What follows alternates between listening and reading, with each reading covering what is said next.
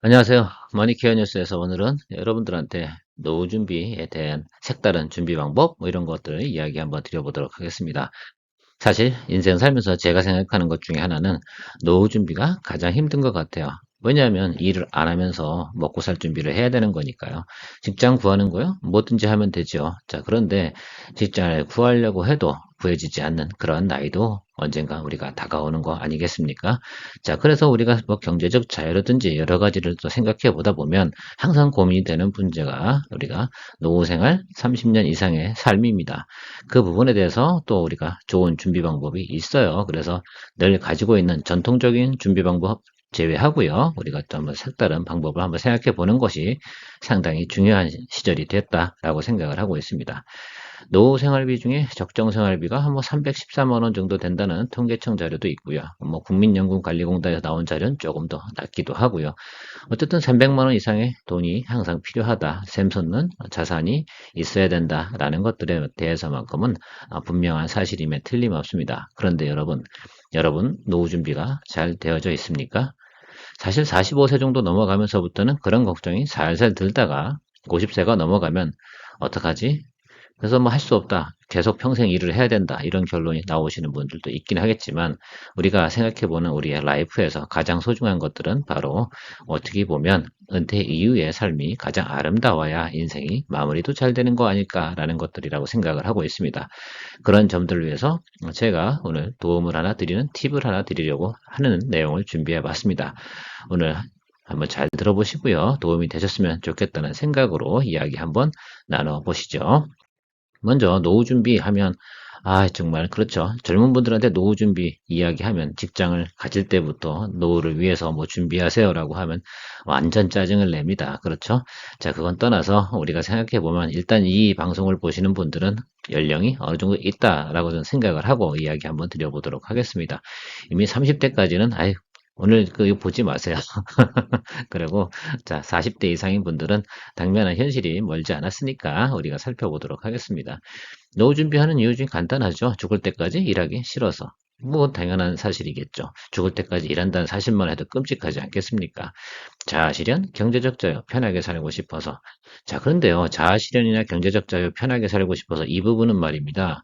아주 최저, 적정 생활비만 있어선 불가능한 거 아니겠습니까? 그래서 물어봤죠. 사람들한테. 어느 정도 있으면 이런 것들을 위한 노후 준비가 되는 금액일 겁니까? 라고 물어보면 한 500만 원은 돼야 된다라는 말들이 대부분의 이야기라고 생각하시면 돼요. 여러분들 스스로한테 한번 질문해 보세요. 나는 그런 노후 생활을 얼마 정도 샘솟는 샘머리 있으면 재밌게 살 수 있을까? 부부하고요. 와이프하고 같이 아니면 남편하고 같이 살아갈 때 어떤 그 정도의 금액이 있으면 좋을까라는 부분을 한번 생각해 보시면 아마도 그 정도 수준이 대부분일 겁니다. 자, 그런데 우리가 받을 만한 그 노후 자금이라는 것들은 그리 충분한가? 또 이런 것들. 또 우리가 너무 전통적인 부분만 생각하고 있다가 더 좋은 방법이 있고 효율적인 방법이 있는데 그거를 놓치고 있는 것은 아닌가라는 부분 공부를 좀 해봐야죠. 공부하면 우리나라 사람들은 또 똑똑하니까 금방 다 이해하실 거라 생각을 하고 있습니다. 그래서 여러분들하고 노후 준비하는 방법 여러 가지가 있지 않습니까? 그런 부분들의 차이점, 일반적인 상식과 어떤 차이점이 있는가 간략하게 좀 설명드려가면서 한번 오늘 포커스를 좀 잡아가면 좋겠다. 일단 개념을 좀 잡아야 되니까요.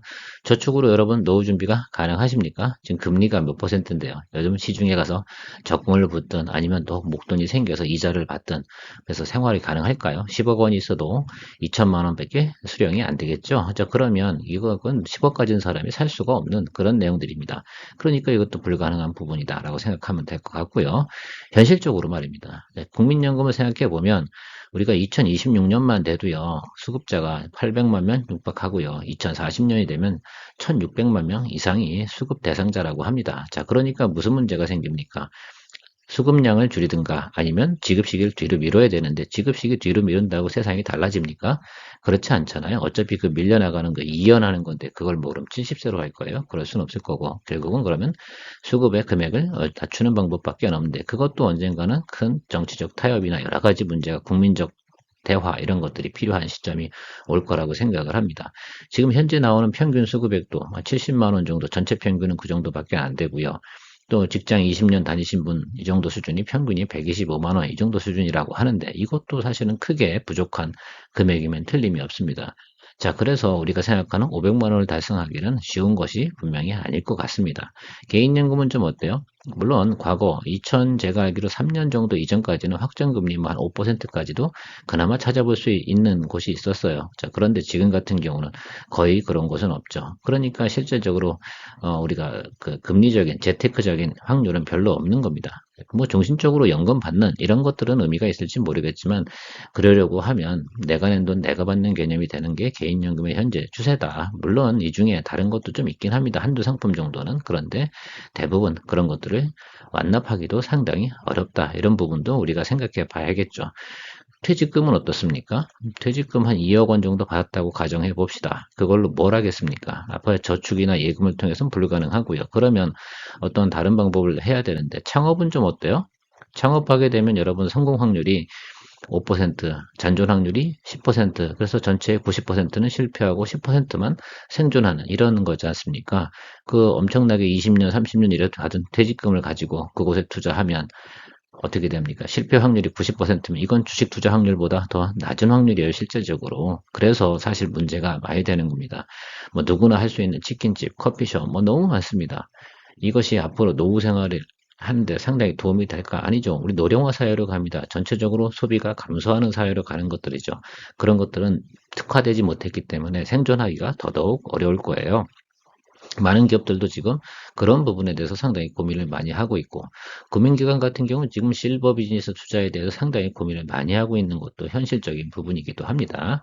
자, 주식 펀드 투자, 이런 건 여러분 젊었을 때부터 노하우를 많이 갖춰와야 되는 거고, 주변에 좋은 전문가를 두고 있거나 컨설턴트가 있어야 되는 부분인데, 이런 거 일반인들이 하기엔 너무너무 어렵습니다. 그렇죠?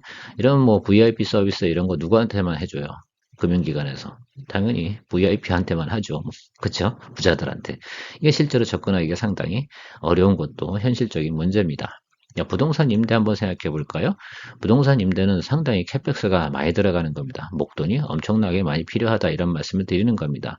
현실적으로 500만 원 정도의 월세를 만들어내기 위한 그런 부동산은 가치가 얼마 정도 됩니까? 제가 알기로는 20억 원은 있어야 되지 않습니까? 적어도 15억 원? 뭐 제가 볼 때는 몫에 따라 다르겠지만 작은 돈은 분명히 아닐 겁니다. 자, 그런 걸 일반인이 모을 수 있나요?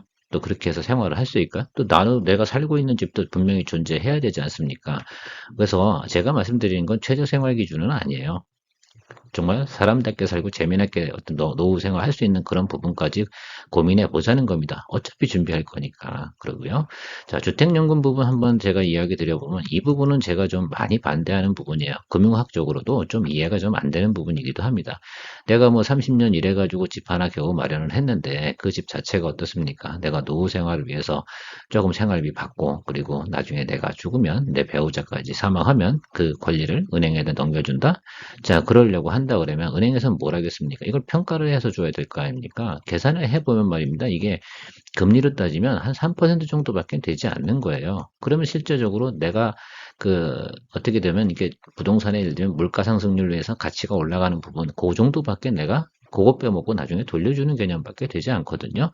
자, 그래서 저는 생각하는 것들이 어떤 거냐라고 하면 살다가 이것저것 다 해봤는데 어떤 좀 안 좋은 상황에서 모든 걸 다 안 됐어 라고 하면 마지막 보루로 남겨두셔야 되는 그런 차원이다라고 생각을 해 보시는 거 훨씬 더 좋겠다라고 생각을 하고 있습니다. 자, 그래서 이 부분은 좀 아닌 것 같고, 그럼 제가 남겨둔 게 뭡니까? 오늘은 여러분들한테 좀 방법을 소개시켜 드리는 부분이잖아요. 그리고 가성비 좋고 효율적인 거, 코스트 이펙티브한 거, 그것이 바로 한 대목이 누구나 할 수 있는 거, 이게 바로 배당주 투자를 통해서 노후 준비를 하는 거. 이 방법에 대해서는 자주 소개를 해드리지 않죠. 왜냐하면 상당히 설명하기가 어렵거든요. 그다음에 또 기본적으로 자기 책임과 이해 이런 것들이 상당히 많이 필요한 것이기 때문이기도 합니다. 하지만 그래도 가장 알고 나면 손쉽게 우리가 투자해서 많은 노후 준비를 편하게 할 수 있는 방법이기도 하다는 점 오늘 강조하도록 하겠습니다. 어쨌든 제가 생각하는 건 오늘의 포커스는 효율적인 노후 준비라니까요. 실현 가능한 게 중요하잖아요. 나머지 제가 얘기 드렸지만 거의 다 일반인이 실현 불가능해요. 최저생활비를 위해서 제가 타겟을 뒀다라고 하면 그걸 뭐 웬만한 것들 다 가능하지만 우리가 그게 삶의 꿈은 아니잖아요. 그래서 가성비가 좋다는 거 이런 말도 들을 수 있어요. 기존의 전통적인 부분도 가지고 있으면서 내가 모자라는 부분을 좀 공격적인 부분으로 해서 약간 그래서 투자해보면 상당히 괜찮은 방법이기도 합니다. 그렇다고 이게 뭐 주식만큼 위험한 투자냐? 그런 방법도 아니기 때문에 여러분들한테 이야기 드려보는 겁니다. 그래서 제가 좀 간단하게 결론을 오늘 샘플로 이야기 드려보면 여러분 2억 있으십니까? 2억이면 10년 안에 500만 원 받는 부분 해결이 가능하다라는 시뮬레이션을 여러분들한테 보여드릴 거고 물론 확정적 사건은 아닙니다. 이해를만 하시면 이게 이러니까 가능하구나 라는 부분들을 우리가 생각해 볼 수가 있다라는 것들이죠. 관심이 가십니까? 자, 그래서 준비했습니다. 웬만한 곳에서는 이야기 안 해주잖아요. 자, 매덩주 포트폴리오로 여러분들 노후 준비하는 방법을 갖다 이제 소개해 드릴 거고요. 차이점에 대해서 부동산과 은행의 차이점하고 이야기 한번 드려볼 텐데, 일단 여기서 제가 생각하는 건 한국 투자는 아닙니다. 미국 투자를 개념으로 설명해 드리도록 하겠습니다. 왜 그러냐? 우리나라보다 사실 더 안전한 곳이 미국인 건 다 알고 계시지 않습니까? 자, 그래서 애국심 좀 빼버리고 순수하게 사실 애국심이 많이 있는 거예요. 외국으로부터 달러를 갖다 우리가 벌어들여오면 어떻습니까? 그거 애국자 아닙니까? 그게 왜 매국노입니까? 물건을 내다 팔아가지고 남겨오지 않는 사람들이 나쁜 거지. 우리가 자본 수익을 외국으로부터 계속 들여온다. 그럼 우리 경상수지가 좋아지는 겁니다, 여러분. 나쁘게 보시면 안 됩니다. 그렇죠? 자, 미국의 달러라는 부분은 세상에서 가장 큰 현금 중에 안전자산으로 통합니다. 자, 그럼 애국심 좀 빼버리고 다시 한번 질문 드려보겠습니다. 원화가 좋아요? 달러가 좋아요? 달러가 좋을 겁니다. 자, 달러가 안전해요? 원화가 안전해요? 자, 달러가 더 안전한 자산입니다. 우리나라는 지정학적 리스크 있어요? 없어요? 있어요. 미국은 우리나라 지정학적 리스크가 우리보다 상당히 낮아요. 여기서 말하는 지정학적 리스크는 뭡니까? 바로 전쟁 같은 이야기를 말씀을 드리는 거고, 뭐, 국가 부도, 뭐 이런 얘기를 말씀을 드리는 겁니다. 자, 그런 면에서 생각해 보면, 달러로다 투자하는 것들이 상당히 좋다. 그 중에서도 미국의 건물주가 될 수 있는 투자, 이런 부분에 대해서 이야기 한번 드려보도록 하는 겁니다. 저도 개인적으로 하나의 종목을 샘플로 들여놓은 건데요. 제가 받고 있는 배당금을 매달 이 정도 받고 있습니다. 827달러 정도 받고 있는 종목이 하나 있는데, 그냥 샘플로 보여드리는 겁니다. 그렇죠? 그런데요, 이제 경기가 안 좋고 세월이 안 좋고 막 그러잖아요. 미국이 기준금리 올리고 그러면 한 원달러 환율이 어디까지 갔어요? 1,400원까지 막 가고 그랬지 않습니까? 그럴 땐 어떻게 돼요? 자연스럽게 나 한 원화로 들어오는 돈은 훨씬 더 크지 않겠습니까? 그래서 위기 때 더 강한 부분도 있고 뭐 장점 단점은 다 존재합니다. 자, 근데 하나 생각해 볼 게 먼저 전제 조건. 여러분이 살고 있는 집이 1억 원짜리인데, 1억 원이라 그러면 좀 그런가요? 자, 10억 원짜리인데, 이게 13억이 되던 7억이 되던 내가 살고 있는 집에 대한 가치 변화 때문에 여러분 민감하십니까? 그렇지 않잖아요. 그런 겁니다. 그런 개념으로 접근해 보면 이게 대체 투자 방식이기 때문에 큰 문제가 되지 않을 것이다 라고 생각을 합니다. 제가 그동안 위기 기간이 있었지 않습니까? 그렇죠? 그러면 원달러 환율 차이 때문에 배당금에 대한 원화 차익은 상당히 많이 누렸는데 투자한 원금 가치는 내가 예를 들면 1억을 투자했다라고 그러면 현재 가치는 한 7천만 원? 이 정도 돼 있는 30% 정도 지금 마이너스 정도 상태입니다. 그 기간 동안 내가 원화에 대한 혜택을 많이 누렸고요. 그렇죠? 달러가 가치가 높아졌으니까.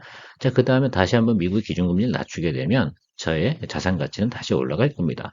지금 금리를 올리고 있으니까 미국에 예를 들면 자산 가치가 좀 떨어지는 부분이 당연히 존재하지 않겠습니까? 그렇죠? 그런 건 이해 가시죠? 자, 같은 연동의 같은 원리다라고 여러분들께서 생각해 주시면 좋을 것 같습니다. 자, 그래서 여러분들 여기서 중요한 포인트는 뭐냐면 내가 그런 투자를 했는데 매월 샘솟는 샘물, 즉 배당금이 나오게 만드는 방법을 갖다 소개해 드리는 겁니다. 그래야지 우리가 그런 거잖아요. 사실 나이가 들면서 좀 많이 예를 들면 자존심 구기는 이유가 특히 뭐 배우자한테요. 예전만큼 많은 수입을 벌어다 주지 못하니까 좀 조용히 지내는 면도 있지 않습니까? 더 재밌게 살 수도 있는 부분이 우리가 많은데 라이프라는 게 좀 즐겁게 살아야지. 이건 뭐 눈치 보고 살고 뭐 재미없고 항상 이게 돈이 부족해 이런 부분으로 살면 재미가 없지 않겠습니까? 즐겁게 사는 관점에서 이야기 계속 드리고 있는 겁니다. 자, 배당주를 투자하면 그러면 뭐 장점, 단점은 뭐냐? 예, 가장 큰 특히 이제 부동산 투자 관련돼서 부동산 배당주 관련돼서 이야기 드려보면 여기서 이야기 드리는 핵심은 리츠 부동산 이야기를 좀 드려보고 있는 겁니다. 지금이 투자하기가 가장 또 적정한 시기이기도 하거든요. 자, 그런 부분에서 부동산 리츠 같은 경우는 미국의 금리가 올라갈 때는 가치가 좀 떨어지기 시작을 합니다. 왜? 단기 금리가 올라가다 보니까 장기 채권을 보유한 회사들 같은 경우는 아무래도 가치가 좀 하락하겠죠. 여러 가지 문제가 그렇게 발생이 되겠죠. 그런 게 조금 리스크라고 생각을 하거나 또 미국이 망한다거나 뭐 이 정도 달러가 망한다 뭐 이 정도 수준이면 리스크라고 생각을 하고 있고요. 사실 우리가 포트폴리오를 구성할 때 정말 잡주를 구성하면 안 되겠죠. 적어도 시가총액이 10조 원 이상 가는 그런 기업들을 가지고 포트폴리오를 만들어 나가면 정말 괜찮을 거라 생각이 들고요. 포트폴리오의 안전성은 아시지 않습니까? 부동산은 우리가 이런 거잖아요. 한 집을 뭐 예를 들면 20억짜리 부동산 하나 가지고 있는데 그게 홀라당 불나버리거나 지진이 나서 망가져 버리면 대책이 없지 않습니까? 그런데요, 이 대체 투자 방식 같은 경우는 가치 변동만 있지 나한테 매달 나오는 월세 이런 건 변함이 없지 않습니까? 월소득 같은 경우는 제가 10억짜리 부동산을 가지고 있는데 7억이라도 짜증이 내지 않는 건 매월 500만 원의 가치를 갖다 주는 때문이거든요. 자, 그런 원리랑 같은 거다. 그래서 금리 변동성이 조금 가치 변동성은 있으나 월세에 대한 부분은 월소득에 대한 부분은 별로 차이가 없다 이런 거죠. 어떻게 보면 외국인 입장에서 한국인 입장에서는 경기가 안 좋을 때 그죠? 이 달러 자산을 보유하고 있으면 더 많은 혜택을 누린다라는 것들이죠. 왜? 20%만큼 원달러 환율이 차이가 나는데 더 많이 원화를 받을 수 있지 않겠습니까? 자, 이해 가시나요? 가셨으면 좋겠습니다. 그 정도는 공부해 주셔야 됩니다.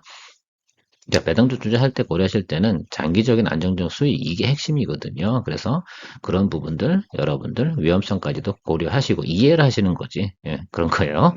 자, 뒤에 나머지 부분들에 대해서 좀 더 이야기 드려보도록 하겠습니다. 부동산 월세 540만 원 정도 받으려면 얼마 정도 필요하냐 계산해 봤더니 이 정도 나오네요. 우리나라 지금 현재 제가 7월 25일 날 조회를 했는데요. 한 20억 원 정도 있어야 월세 500 정도 받습니다. 자, 그런데 이거 가지고 있으면 뭐 월세 540만 원 이거 다 실제 수령 가능할까요? 종부세 내야죠. 재산세 내야죠. 건보료 내야죠. 뭐 이런 거.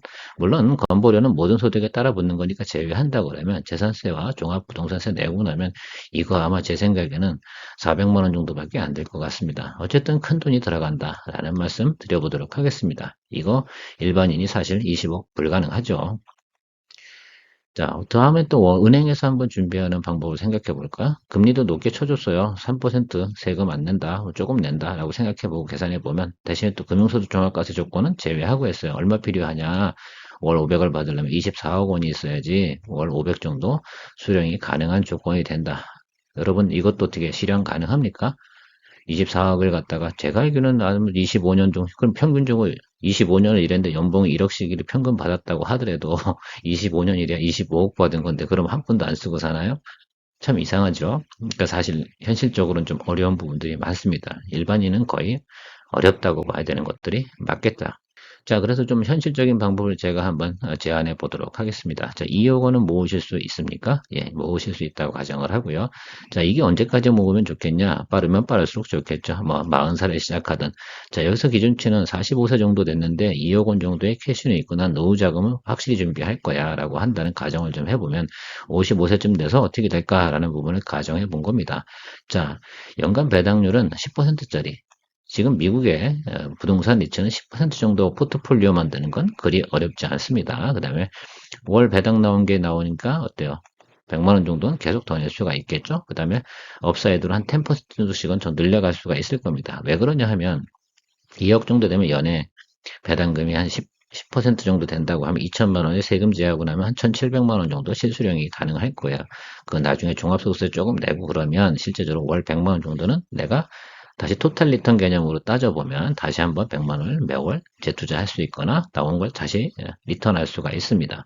자, 그렇게 투자를 하게 되면 내가 매월 배당소득 500만 원을 받는데 몇 년이 걸리는가라는 부분들을 한번 시뮬레이션 해본 겁니다. 여기서 국가별로 세금은 조금 제외해 놨고요. 미국 세금 원천징수 15% 한다는 가정하에서 계산을 한 겁니다. 그랬더니 약 11년 정도 후면은 배당금으로 월 500 정도 받는 소득이 탄생한다.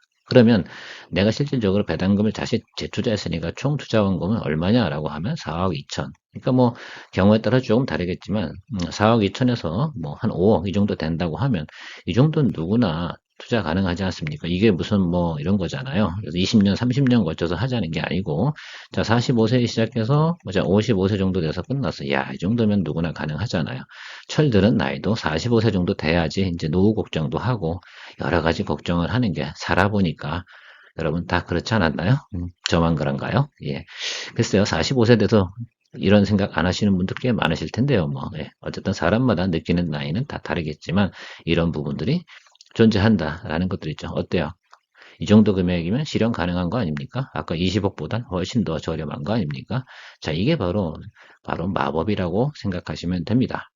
이러니까 제가 여러분들 가성비 있고 코스트 이펙티브 하다라고 이야기 드리는 거죠. 자, 그런데 우리가 시중에서 늘 얘기하는 거, 은행에 가면 맨날 이런 거예요. 배당 귀족 탑5, 배당 귀족에 투자하십시오. 이런 얘기를 합니다. 이것들 배당 한번 보세요. 2%, 4%. 이런 거 소개하는 이유가 뭐예요, 은행에서는?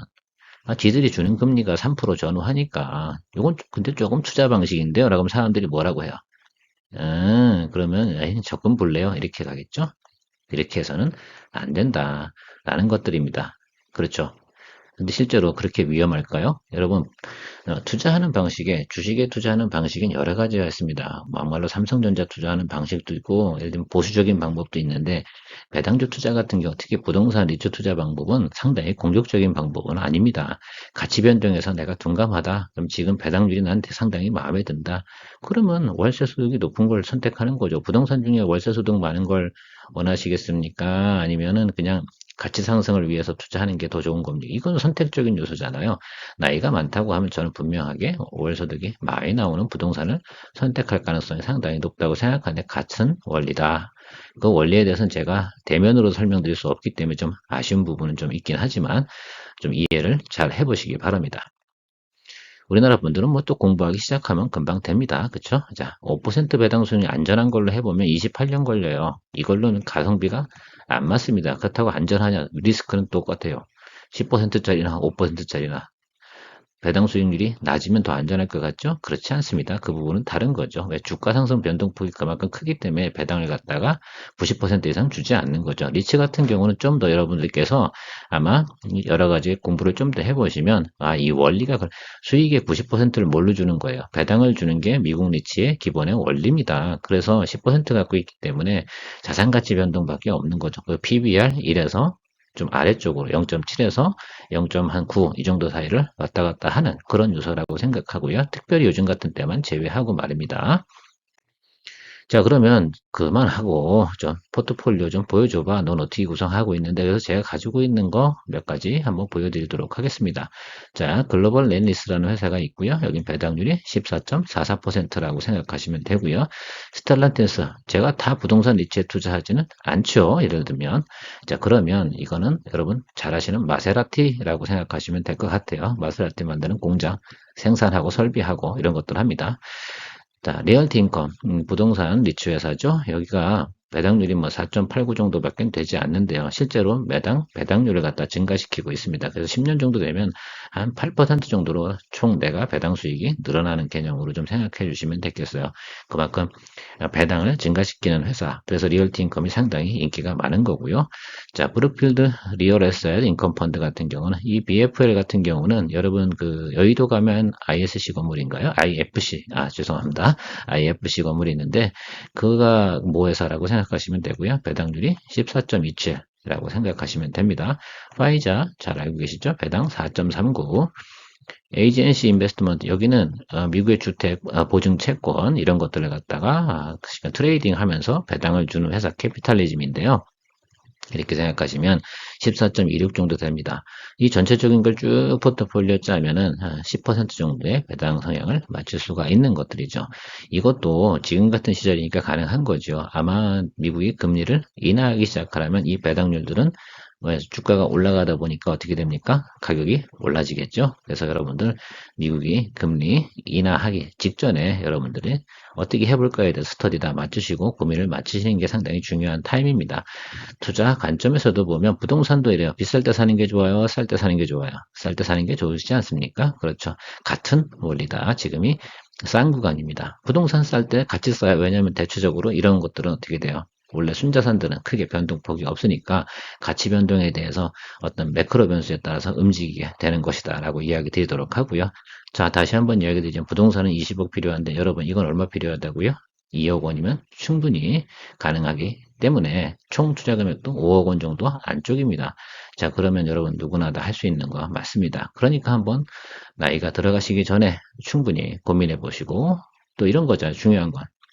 경제적 자유와 자아실현과 편안하게 살아가는 방법, 이게 중요한 거 아닙니까? 그렇죠? 그 부분 생각하면 상당히 중요한 포인트가 됩니다. 그리고 전액을 다 하라는 것도 아니죠. 국민연금 나오고 개인연금 좀 있으시면 부족한 부분을 이걸로 포트폴리오 구성해 보면 또 작은 금액으로도 나머지 부족한 부분들을 채워나갈 수 있잖아요. 그러니까 안전자산 채워놓고 나머지 조금 더 공격적이지만 그래도 보수적인 투자 자산 이렇게 구성해 보는 것도 상당히 괜찮은 매뉴얼이다라고 말씀드리도록 하겠습니다. 성장하는데 30년 걸리죠. 그 다음에 사회생활 30년 걸리고 노후 생활은 30년 이상인데요. 저는 이런 말씀 드리겠습니다. 그 나머지 30년보다 더 큰 삶을 살아가는 걸 위해서 우리가 충분히 준비해야 되는 건 당연한 이치라고 생각을 하고요. 자녀에게 교육비나 뭐 이런 것들 때문에 준비 못했다 이런 말도 하지 마시고 상당히 좀 그렇지 않습니까?